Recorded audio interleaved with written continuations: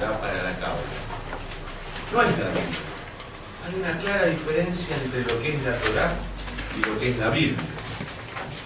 Ustedes saben que la palabra Biblia viene de Biblios, tiene que ver con un libro, tiene que ver con otra etimología.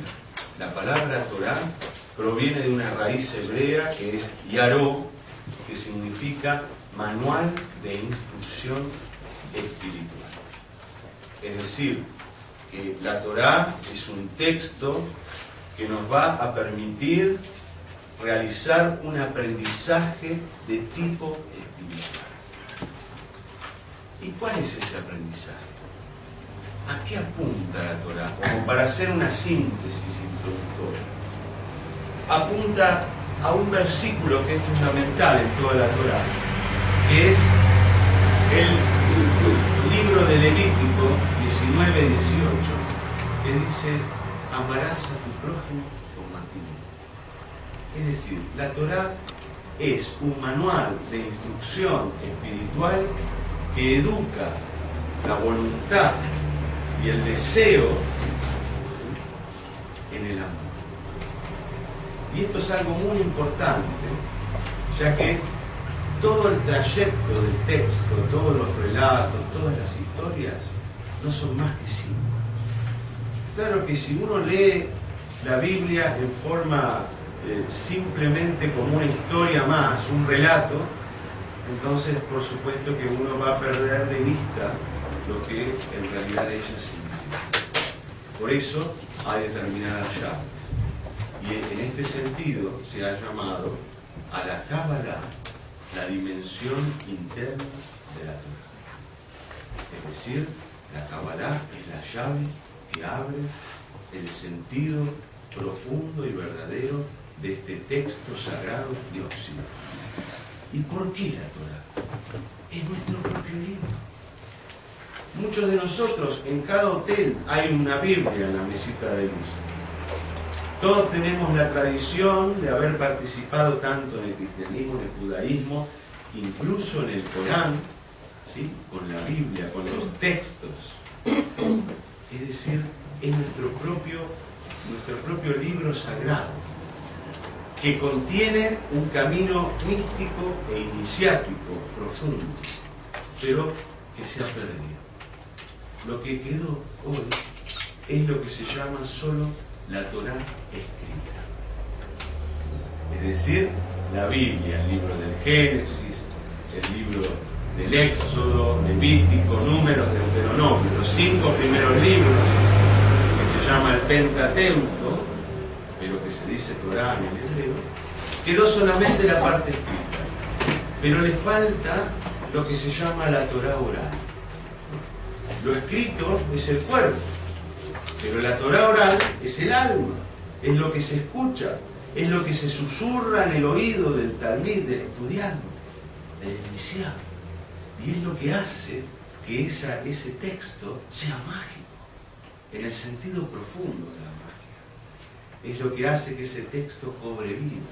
Así como los egipcios tenían el libro del Tot, y los americanos tenían el libro del Popol Vuh, y así cada tradición tiene su texto sagrado. Aquel que está en Occidente, aquel que tiene las religiones monoteístas, aquel que tanto es cristiano, judío, como también en cierta medida árabe o musulmán, puede decir que tiene como texto sagrado la Torá. Y esto es muy importante porque es algo que está sucediendo en este último tiempo. En estos últimos tiempos, la Kabbalah está volviendo a emerger de la tierra, del olvido. ¿Sí? Durante siglos y siglos se ha reprimido todo ese saber, junto con otros, también conocimientos. Y hoy está volviendo a estar viva. Y esto es lo importante, que la Torá no es solo un libro, porque un libro es algo únicamente escrito. La Torá, la mitad de la Torá es lo que está escrito. La otra mitad es lo que se genera a partir de lo escrito. es decir, la Torá escrita y la Torá oral. Ya el Talmud dice, si lo que se lee es cuerpo, lo que se escucha es alma. Entonces, el tema es unir el cuerpo y el alma. Si nosotros solo pensamos en la literalidad o en el cuerpo de la Torá, vamos a quedarnos en un relato simplemente moral, incluso hasta religioso, pero básico, dogmático también. Porque ¿por qué sucedió el diluvio? ¿Por qué cruzaron el Mar Rojo 600.000 israelitas con su familia, que son como más o menos 2,5 millones, 3 millones de personas?